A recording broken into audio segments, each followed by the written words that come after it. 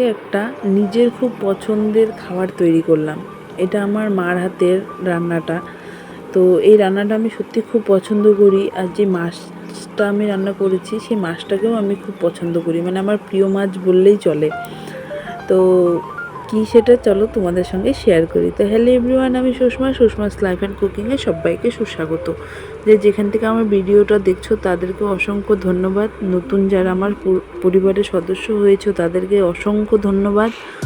আর যারা পুরানো আছে আমাকে সাপোর্ট করে যাচ্ছ তাদেরকে অন্তর থেকে ভালোবাসা। তো এই হচ্ছে সেই মাছ, লোকাল ট্যাংরা মাছ।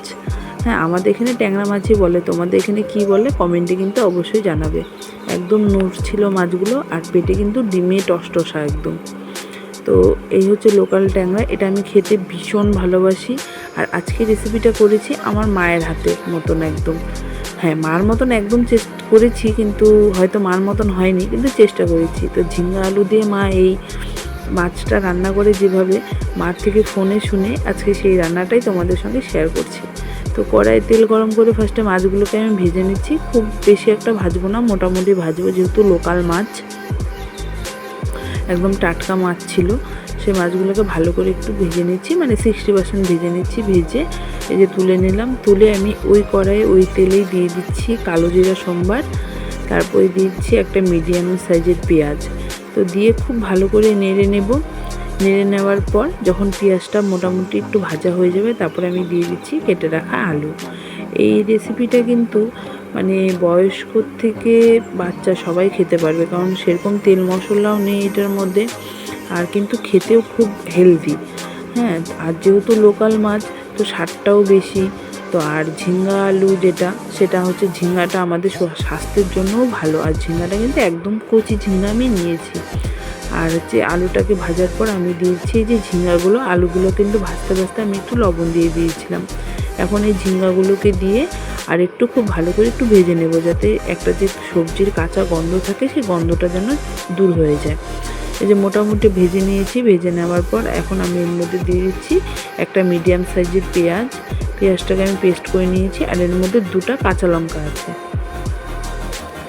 আর দিয়ে দিচ্ছি হলুদ গুঁড়ো, আর দিয়ে দেবো হচ্ছে লঙ্কা গুঁড়ো। লঙ্কা গুঁড়োটা সম্পূর্ণ অপশনাল, আমি লাল তরকারি না হলে খেতে পাই না, তার জন্য আমি এটা রঙের যে লাল লঙ্কা গুঁড়োটা হয় সেই রঙেরটা দিয়েছি, ঝালটা কিন্তু আমি দিইনি।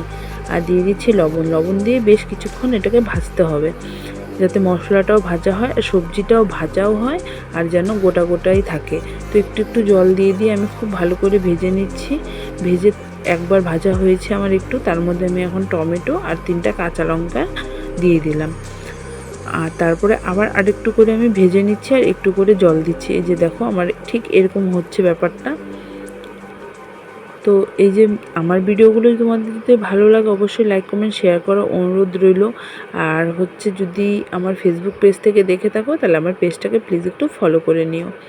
তারপর হচ্ছে যে দেখো যখন ভাজা হয়ে গেছে মশলাটা, তার মধ্যে আমি গরম জল দিয়ে একটু ফুটিয়ে দিয়ে দিচ্ছি ট্যাংরা মাছগুলো। ট্যাংরা মাছগুলোকে দিয়ে ঢেকে আমি 5 থেকে 7 মিনিটের জন্য লো ফ্লেমে ফুটতে দেব। তো এই দেখো লো ফ্লেমকে আমি এখন হাইয়ে করে দিয়েছি ফ্লেমটা।